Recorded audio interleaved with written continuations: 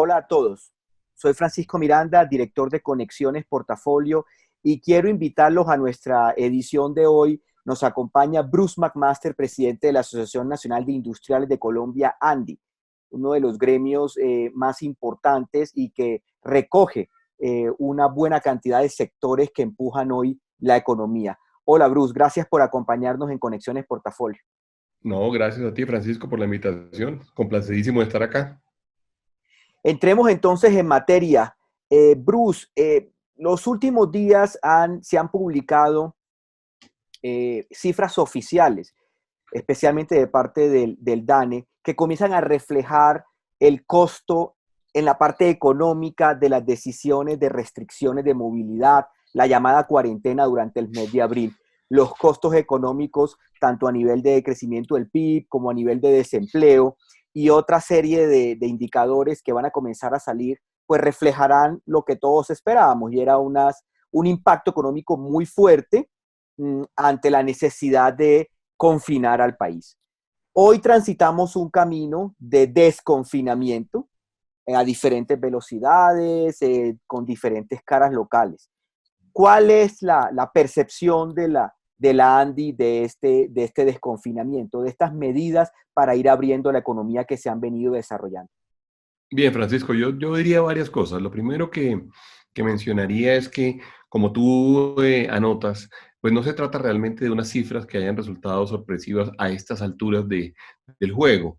Si bien es cierto que la decisión que tomó el mundo realmente de suspender las actividades económicas para poder confinar y para poder cuidar a las personas en sus hogares es sin ninguna duda la decisión más costosa que ha tomado la humanidad. Nunca la humanidad había tomado una decisión más costosa, ninguna guerra lo había sido, eventualmente ninguna medida desde el punto de vista, por ejemplo, de, no sé, de Reserva Federal en los Estados Unidos o de Unión Europea o del Brexit. Nunca una decisión de los seres humanos había sido tan costosa en términos económicos, que son los que finalmente definen lo social. Es decir, en términos realmente de producción de pobreza, en términos de producción de desempleo, en términos de producción de inequidad incluso. De manera que dicho eso, entramos en la cuarentena, entramos pues alrededor del 20 de marzo y entramos un poco con una inmensa expectativa, no sabíamos, en incertidumbre, perdón, no sabíamos para dónde íbamos. Entramos ante un gran clamor de todos de que nos cuidáramos, pero nadie sabía ni cuánto iba a durar, ni cómo se hacía, ni cómo se salía de ella. Y de alguna forma nos ha costado mucho trabajo salir de ella. Íbamos a salir el 14 de abril, si no estoy mal. Primero íbamos a salir creo que a los 3 o 4 días, luego dijimos que salíamos el 14 de abril, luego dijimos que salíamos el 27 de abril, luego dijimos que salíamos el 11 de mayo, luego dijimos que salíamos el 31 de mayo.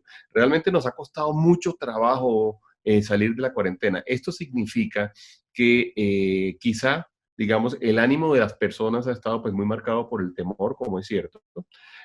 Como es natural además también, pero además le hicimos o generamos tantos efectos sobre la economía que en este momento tenemos una economía completamente distinta. Es una economía con la demanda fracturada, es una economía con la oferta fracturada, es una economía en donde tenemos ya grandes efectos desde el punto de vista social, es una economía con el PIB significativamente más bajo. Tenemos que tratar de recuperarnos pronto. Y yo diría que para esto la única solución que tenemos es la solución de poder operar al máximo lo antes posible con todas las medidas de seguridad que estén a nuestro alcance. Yo diría que nos deberíamos concentrar en este momento en diseñar medidas de seguridad y en diseñar las medidas de seguridad casi que para cada actividad y poder retomar la mayor cantidad de actividades posibles de las que suspendimos. Y yo diría que ese es el gran reto que tiene la humanidad hoy en día. Todas las cifras que ya conocemos, y si quieres ahora hablamos un poco de eso, pero todas las que ya conocemos nos muestran una situación muy grave desde el punto de vista económico. Pues tenemos que tratar de mitigar el efecto, tenemos que tratar de minimizarlo y tenemos que tratar de salir adelante lo antes posible. Quiero que nos profundicemos un poquito en qué se traducen estos números. Em, Cuando se habla de que tenemos una destrucción de un cuarto de los empleos que se dio en el mes de abril, cuando vemos que las perspectivas de crecimiento económico pues son negativas, es decir, nos vamos a contraer algún número entre -2 y -7, según distintos estudios, cuando las empresas y gremios como la ANDI hablan de la parálisis de ingresos en sectores mucho más golpeados, como el hotelero, el turístico, las aerolíneas y otros un poco menos golpeados, pero parálisis de ingresos en los más variados sectores. ¿Cómo se traduce eso en la vida real de los colombianos? O sea, ¿qué ejemplos utilizarías tú para que los colombianos y las personas que nos escuchan entendieran la dureza de esta situación, Bruce? Claro, yo diría que lo más ilustrativo, sin duda alguna, fue la suspensión de los ingresos de las familias. Cuando, por ejemplo, se definió el gran confinamiento, por ejemplo, se le dijo a todo el mundo, bueno, para sus casas, y resulta que en una economía como la economía colombiana, el 50% de la población, digamos, económicamente activa es informal. De esta informalidad, una muy buena parte trabaja inclusive en las calles como vendedores ambulantes, en algunos servicios de mensajería, o por ejemplo las personas en algunos sitios que están mencionados últimamente como el tema de las peluquerías o los sitios donde hay tratamientos de belleza que tienen condiciones, digamos, de informalidad, perdieron sus ingresos. Perder los ingresos para una persona que vive el día a día es básicamente perder la posibilidad de llevar alimento a su casa, es perder la posibilidad de pagar el arriendo, es perder la posibilidad de atender los créditos que tenía contraídos. De manera que para las personas eso fue lo que significó. Colombia llevábamos, no sé, 20 años, o hemos llevado 20 años, digamos, de lucha contra la pobreza más o menos seguida, disciplinada, con políticas, además, algunas de ellas muy exitosas, inclusive reconocidas a nivel internacional, y resulta que de repente nos dijeron, ¿sabe que todo lo que se hizo en estos 20 años se pudo haber perdido en estos 45 o 60 días? Eso es muy duro. Eso es una situación, digamos, además casi que inexplicable. Y sobre todo inexplicable cuando uno se encuentra con que realmente fue una decisión, digamos, de los seres humanos. No fue como realmente un acto de O un la huracán. naturaleza, ¿verdad? Sí, no fue exactamente, no fue un acto de la naturaleza, ¿no? Sino fue una decisión de nosotros. Bueno, ¿y cómo perdimos nosotros entonces el camino andado en términos de superación de pobreza? Una pregunta que vamos a tener que resolver. La otra, diría yo, gran incógnita que tenemos de aquí en adelante es realmente, una vez vuelva a operar la economía, si vamos a volver a una economía similar a la que teníamos o no. Esa es una pregunta, porque nosotros muchos estamos muy preocupados de que en el momento en el cual realmente se permitan todas las actividades, pues haya muchas cosas que no funcionan igual. Por ejemplo, los consumidores no consuman igual, no tengamos los mismos ingresos, no tengamos la capacidad de ir, por ejemplo, no sé, a los restaurantes o de hacer turismo, o no tengamos la capacidad de comprar bienes durables. Todo eso está por verse y todo eso se intuye, va a tener un efecto importante y puede ser distinto a lo que teníamos antes del 20 de marzo. Es muy, yo diría que es una situación muy extraña, por decirlo menos, una situación donde en 60 días, pues digamos, los seres humanos fuimos capaces de cambiar todo el panorama en lo económico y estamos todos tratando de entender realmente frente a qué nos enfrentamos hoy en día. Bruce, el gobierno ha tenido, digamos, varias líneas de acción, pero podemos resumir sobre todo en temas del efectivo que el gobierno está inyectando a la economía como dos grandes sectores. Unas ayudas a individuos, a hogares, utilizando las redes de protección social que tú bien conoces y que participaste de su construcción. Y al otro lado se encuentran los alivios a empresas, que son también créditos, y de unas semanas para acá el gobierno toma la decisión de apoyar planes de subsidios a la nómina para las empresas que puedan certificar caídas de ingresos, y también subsidios al pago de prima de servicio para un margen de la población que gane que tenga su salario de menos de $1.000.000. Entonces comienza la discusión, digamos, a preguntarse, ¿cómo así que van a ayudar a estas grandes empresas que los empresarios tienen toda esta cantidad de recursos? ¿Por qué debemos ayudar a las empresas y no destinar solo la ayuda pues a los hogares o a los individuos? ¿Qué significa el tema de ayudar a la liquidez de las empresas? Entonces quería preguntarte eso. Para muchos colombianos es verdaderamente sorprendente que se pague a las empresas que hasta hace unos meses pues obviamente se encontraban con gran cantidad de ventas, tenían centenares de empleados, otras más pequeñas, claro que sí. Entonces, ¿qué le dirías a esos colombianos que hacen esa crítica? ¿Por qué darle plata a las empresas si las empresas tienen dinero? Claro. No, lo primero que hay que decir es que las empresas no tienen dinero en general, digamos. Las empresas son un invento de la humanidad para poder producir colectivamente cosas y servicios. Son un invento. Y las empresas no son personas, las empresas no son ni ricas ni pobres, las empresas son el esfuerzo colectivo por producir cosas. Pues bien, en esta situación en la cual estamos transitando hoy en día, pues las empresas se han visto en inmensos problemas y muchas de ellas inclusive están perdiendo su viabilidad.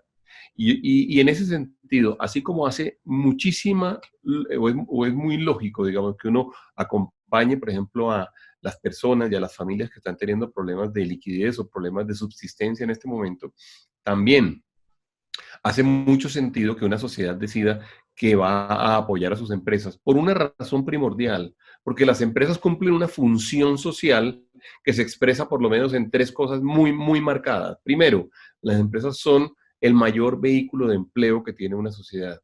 Segundo, las empresas son el mayor instrumento para producción de bienes y servicios. Y tercero, las empresas son la mayor fuente de recursos para el Estado, para que el Estado pueda desarrollar sus políticas sociales. Entonces, repito, empleo, productos y servicios e impuestos. Esas son las tres principales funciones, digamos, o las más obvias funciones sociales que cumplen las empresas. Con esto dicho, si se caen las empresas, se caen esos tres objetivos sociales. Se puede caer el empleo y se ha venido cayendo, se puede caer la producción de productos y servicios y se van a caer sin duda alguna los recursos fiscales o los recursos que van a llegar al Estado. Entonces, si una decisión de seres humanos y de gobiernos está produciendo caídas de empresas o eventualmente pérdida de viabilidad de empresas, hace todo el sentido para que nosotros hagamos un gran esfuerzo para evitar esa caída. Los países luchan años y años para tratar de que se produzca inversión en sus territorios por esas tres razones que he mencionado. Los países crean grandes políticas para incentivar la inversión, crean grandes políticas para atraer inversionistas. ¿Por qué razón? Por esas tres razones. Pues bien, en estos 60 días se nos están cayendo eventualmente compañías de 10, 20 o 30 años de historia. Entonces hace todo el sentido del mundo que eventualmente el Estado trate de evitar, digamos, que eso suceda, porque si no tendríamos, evidentemente, por lo menos esas tres consecuencias muy grandes. Luego hay una conversación que es mucho más profunda, que es una conversación de índole casi que de filosofía del derecho, y es quién tiene que pagar por cuidar a la población. La filosofía del derecho diría que tenemos que pagar todos y deberíamos pagar todos por igual. Pues bien, el confinamiento y la cuarentena que se ha producido ha afectado a más a unos sectores que a otros. Por ejemplo, ha afectado inmensamente el sector de turismo, restaurantes, hotelería y demás. Ha afectado menos al sector que produce alimentos. Entonces aparece una pregunta, y no voy a profundizar en ello ahorita porque pues genera mucho más tiempo que el que tenemos, pero aparece la pregunta de si es razonable que algunas empresas o algunos trabajadores pierdan y paguen con su trabajo y paguen con su patrimonio el costo de que todos nos cuidemos. Y eso es otra discusión. Hay muchas razones por las cuales el Estado realmente hace todo el sentido del mundo que el Estado además apoye y evite y trate de evitar que las empresas pierdan viabilidad. Bruce, estamos entonces en una discusión en la cual tenemos un Estado que tiene recursos limitados, que llegó a la crisis con, con un alto nivel de deuda y con un margen fiscal limitado en comparación, digamos, a otros países de tamaño económico similar. Entonces, la administración, el gobierno nacional comienza a tener unas decisiones. Le voy a dar plata a estas empresas y va a ser de estos montos. Entonces comienza la discusión. ¿Es suficiente esos montos? ¿Cómo podrían ser distribuidos mejor? ¿Ayudan? Desde el punto de vista de la Andy, ¿cuál es tu lectura frente a esas tres variables? A cómo está diseñado esa ayuda, a si es suficiente y a cómo debería seguir de cierta manera conforme vayamos avanzando en la transición a la reactivación económica. Hay que decir que, hay que decir que el Estado tiene un problema gigantesco en este momento, muchos problemas, pero uno de los problemas es el problema fiscal, porque no solamente se le está pidiendo mucho más de lo que podía y tenía presupuestado, sino adicionalmente muy probablemente sus ingresos se van a ver significativamente mermados en razón de la reducción de la actividad económica. no solamente la local, sino incluso en el caso de Colombia, la internacional, relacionada además con la caída, por ejemplo, de precios del petróleo, que lo único que hizo fue agravar mucho más toda esta situación. De manera que la tarea que tiene el Estado en este momento es la tarea de tratar de priorizar dónde están, digamos, las mayores consecuencias negativas de todo lo que estamos viviendo. Entonces yo diría que el Estado, si alguna metodología tiene que utilizar para generar esta priorización, tiene que decir, yo primero tengo que atender el tema de salud desde el punto de vista fiscal. Tengo que apoyar hospitales, tengo que tener el sistema de salud funcionando, tengo que ojalá ampliar las capacidades, por ejemplo, de unidades de cuidados intensivos y cuidados intermedios. Eso hay que hacerlo. Las pruebas, los test, toda esa historia. Luego hay que atender a la gente.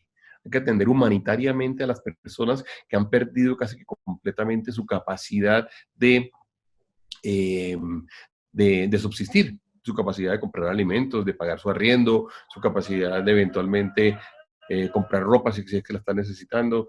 Eso es lo segundo que hay que hacer. Y lo tercero es que hay que defender el empleo, porque es de alguna forma también atender las capacidades de las personas, de los empleados, de los seres humanos, de subsistir si su subsistencia depende efectivamente del empleo. Entonces yo diría que ese es el orden y el gobierno pues al final tiene un reto gigantesco por delante. Casi que el arte de gobernar, por lo menos desde el punto de vista económico, es el arte de priorizar recursos escasos. Pues en este momento tenemos más necesidades que nunca y los recursos están más escasos que nunca, de manera que el gobierno tiene un reto gigantesco en ello, pero mi recomendación, digamos, para poder ordenar en qué gastar las platas y cómo gastar las platas es esa: atendamos la salud, atendamos las necesidades de subsistencia de la población que está eventualmente en condiciones de pobreza, y tercero, protejamos el empleo, que es como un objetivo, digamos, nacional o un objetivo de beneficio general más que evidente en este momento.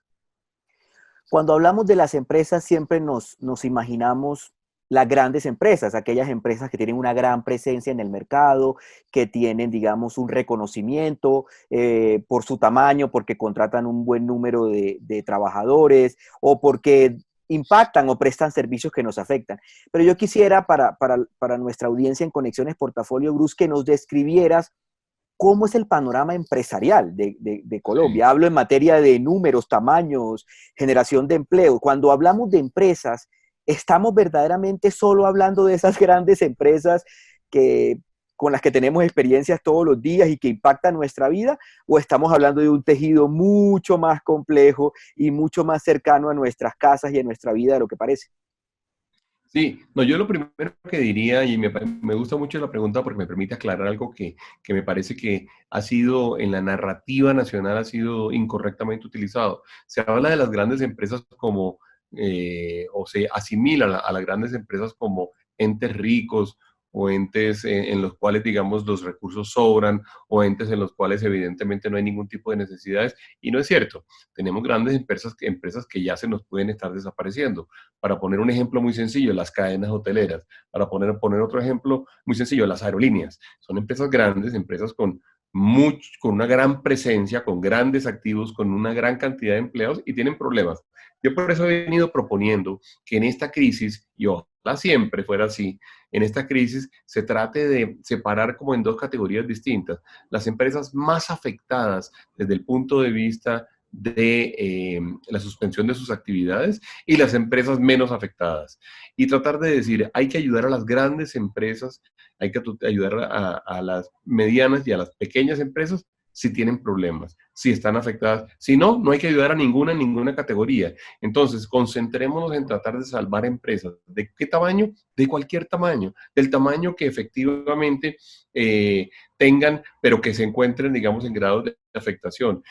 Lo sabemos, si se cae una gran empresa, si se cae una gran aerolínea, se generan 20.000 desempleos de los empleos directos que tenían, para no hablar de los indirectos. Lo mismo pasa con las cadenas hoteleras, por ejemplo. Entonces, yo lo que propondría es que haya una discusión mucho más, primero justa, pero mucho más adecuada, un poco menos populista en términos de tratar de estigmatizar a la gran empresa como si fuera los grandes millonarios del mundo. No, las empresas no son, inclusive hay empresas que son públicas. Es más, la mayoría de las grandes empresas del planeta, también pasa en Colombia, son casi que de la mayoría de la ciudadanía. En el caso de Colombia, por ejemplo, muchas de las grandes empresas son propiedades de los fondos de pensiones y cesantías, es decir, de la totalidad de los colombianos. Inclusive una empresa como Ecopetrol, por ejemplo, que una porción importante, digamos, flota en las bolsas de valores, una porción muy importante de todos los colombianos, no solamente por la vía de que es de la nación, sino por la vía de que además los grandes inversionistas son los fondos de pensiones y cesantías. Lo mismo pasa con una empresa como ISA o con algunas de las empresas, por ejemplo, del sector de cementos o del sector de seguros, que son compañías que están listadas en bolsa, tienen inversiones de muchos ciudadanos y eso no significa ni que sean ricas ni pobres. De manera que nuevamente yo lo que haría es un llamado para que en todo caso la clasificación sea entre empresas en dificultades y empresas que no están en dificultades y debemos apoyar prácticamente a todas las que están en dificultades porque además fue una decisión de política pública la que le produjo las dificultades. Tomemos esa última frase, las empresas en dificultades, Bruce. Hace pocos días, la Andy lanza una iniciativa que llama Liga del Rescate, en la cual se enfoca precisamente en mecanismos para que dentro del mismo mundo empresarial, empresas mediante diferentes vías y acciones traten de ayudar o de sostener a otras empresas. ¿Podrías contarnos un poco más de esa iniciativa, la llamada Liga del Rescate? Sí, sí, lo más interesante de la Liga del Rescate es que nace de un grupo que en la Andy tenemos que se llama Andy del Futuro, que es el grupo de emprendedores jóvenes. Es el grupo en donde están la mayoría, por ejemplo, de los grandes desarrolladores del mundo digital hoy en día, de las apps, de todas estas compañías, digamos, de la cuarta o quinta revolución industrial. Realmente nace allí y nace como con la idea de que va a haber empresas en dificultades y que deberíamos generar un mecanismo de solidaridad empresarial para evitar que desaparezcan o se nos caigan o se nos vayan las empresas de entre las manos como si fuera agua que estamos tratando de retener. Eso de alguna forma genera varias ideas, genera la idea de que podemos apoyarnos, por ejemplo, en temas tecnológicos, podemos apoyarnos en temas administrativos, podemos apoyarnos comprándonos cosas los unos a los otros, encargándonos cosas los unos a los otros, podemos apoyarnos en términos de, por ejemplo, flujos de caja, si la compañía tiene posibilidad de pagar más rápido o incluso de comprarle adelantado a alguien que lo haga. Eso le va a ayudar y la va a salvar. Si la compañía puede, por ejemplo, en un momento dado, al revés, digamos, comprar cosas que antes compraba en el exterior, puede comprárselas hoy en día a alguien en Colombia, hagámoslo. Es la idea de que mi objetivo no solamente es el objetivo empresarial mío individual, sino mi objetivo es el del colectivo empresarial. ¿Y por qué? Porque es que entre todos salvamos empleos, porque es que entre todos generamos desarrollo, porque si además nos convertimos en clústeres suficientemente complementarios, nosotros somos capaces además también de enfrentarnos al mundo. Y luego aparece también la idea, que es una idea muy interesante, de que haya mentorías, de que haya apoyo en términos de mercadeo, de que haya ruedas de negocios, de que tengamos la oportunidad entre todos de apoyarnos. Yo diría que en ese orden de ideas, inclusive nosotros hemos generado una iniciativa que le hemos denominado Apoyo a la Empresa Nacional. Eso de apoyo a la empresa nacional no es ni mucho menos un llamado al nacionalismo ni un llamado al patriotismo sin sentido, no, es el llamado a entender que las empresas que están en Colombia, todas generan empleo. Las empresas que han creído en Colombia, todas son motivo o son fuente de desarrollo. Y se incluyen no solamente las de capital nacional, sino las de capital internacional, que ha habido muchas que por años han estado aquí y que han generado una gran cantidad de empleos que todos tenemos que valorar.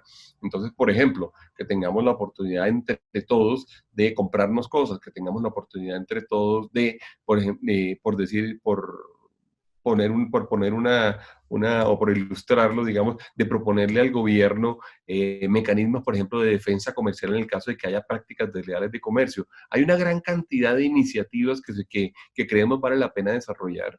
Colombia ha sido muy tímido en el tema de la defensa de sus empresas. Históricamente ha sido así. Desde los años 90 nos definimos por una versión mucho más neoliberal, en el sentido de que dejemos que la competencia define todo.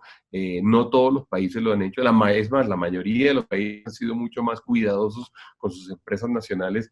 Yo diría que llegó el momento de que lo hagamos, que cuidemos a todo el que esté instalado en Colombia y esté generando empleo, merece, digamos, que nosotros tengamos un cuidado especial y debemos apoyarlo. Bruce, hay un mucho más optimismo, especialmente de parte del gobierno, frente al segundo semestre del año y frente al 2021, donde se espera que tengamos una recuperación de lo que llaman una recuperación en V. Quiere decir que así como tuvimos una caída muy rápida, que era lo que comentábamos al inicio de la conversación, pues tendríamos una recuperación o un rebote igualmente rápido. ¿Cuáles son las tareas prioritarias que debe tener el gobierno y que le corresponden también al sector privado, para el gobierno y para el sector privado? ¿Qué hay que hacer hoy para poder que esa recuperación, o sea, para poder llegar a esa recuperación tan optimista que esperamos, para poder tener un segundo semestre que nos compense esta pérdida y para poder tener ese 2021 que con unos crecimientos al menos que recuperemos lo que teníamos en el 2019? ¿Cuáles serían para ti las tareas más prioritarias que tiene que hacer el gobierno y desde el punto de vista del empresariado, qué hay que hacer hoy? Sí, bueno, habría que decir que ojalá se presente esa recuperación en B. No es obvio que se presente porque tenemos una economía resentida, una economía que tiene, como mencionaba al inicio de la conversación, probablemente algunas fracturas, por ejemplo, en su cadena de demanda, que no están en este momento solucionadas, que no están en este momento todavía resueltas. De manera que yo lo que diría es que más que optimismo alrededor de que se vaya a presentar o no se vaya a presentar, lo que tenemos es la obligación de crear las condiciones para que se presente. Y en ese orden de ideas, lo primero que hay que hacer nuevamente es salvar compañía. Lo segundo que hay que hacer es un trabajo, y es un trabajo en el cual Colombia todavía, yo diría, tiene una tarea importante por hacer. Hay que fortalecer la demanda. En Colombia, históricamente, los grandes periodos de crecimiento que Colombia nunca ha tenido, por cierto, digamos, ningunos picos extraordinarios o extraordinariamente altos cuando lo comparamos con otros países, pero hemos tenido, sin duda, digamos, algunos picos y algunos valles, digamos, en nuestra historia cíclica de crecimiento, han estado casi siempre liderados por uno de dos temas. Uno de ellos, digamos, se relaciona con, por ejemplo, la capacidad que hayamos tenido de exportar productos como el café históricamente o como el petróleo mucho más recientemente. Y el segundo pico tiene que ver, o la segunda razón por la cual se presentan picos es por incrementos en la demanda y dinámica en la demanda. De hecho, cada vez que, por ejemplo, en Colombia se ha intentado controlar la inflación por la vía de afectar la demanda, por ejemplo, con incrementos de incrementos de las tasas de interés por parte del Banco de la República, hemos tenido caídas súbitas de la actividad económica que además nos demoramos mucho tiempo en recuperar. Ese fue el caso, por ejemplo, del año 2014 o del año 2015, cuando tuvimos el incremento en la inflación.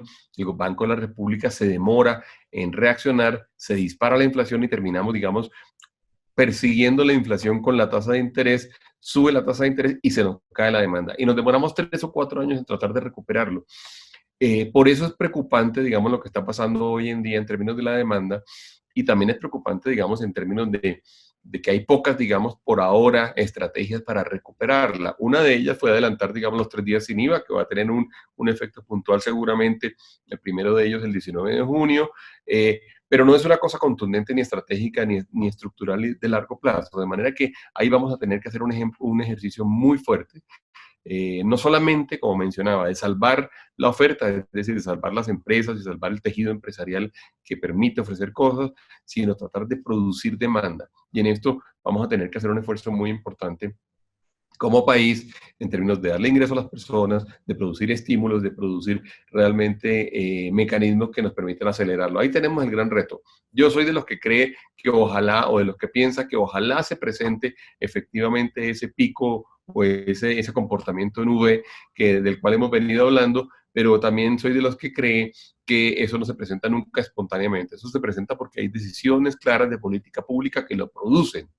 Y eso es lo que tenemos que, yo diría, tratar de construir entre todos hoy en día. El Banco de la República jugará un papel importantísimo en ello. El gobierno nacional también jugará un papel supremamente importante. Gracias, Brooke McMaster, presidente de la ANDI. Se nos quedan varios temas en el tintero, se nos quedan las propuestas laborales para dinamizar un mercado del trabajo que se encuentra muy impactado por estos choques, se nos quedan el entorno internacional, se nos quedan varios temas que los guardamos para una próxima ocasión, porque queríamos en esta ocasión de Conexiones Portafolio, profundizar un poco la visión de la Andy sobre el estado del empresariado, del sector privado, de las empresas, sus mecanismos de rescate, sus salidas, los retos que enfrentan en estos momentos por la crisis económica desatada por el coronavirus. Gracias, Brock McMaster, por acompañarnos en Conexiones Portafolio. No, gracias a ti por la invitación, Francisco. Y saludo pues a los oyentes y a quienes acompañan a Conexiones Portafolio. Gracias. Estén en sintonía, sigan en sintonía en nuestro canal de YouTube, en nuestras redes sociales, para en pocos días una nueva edición de Conexiones Portafolio. Gracias por acompañarnos.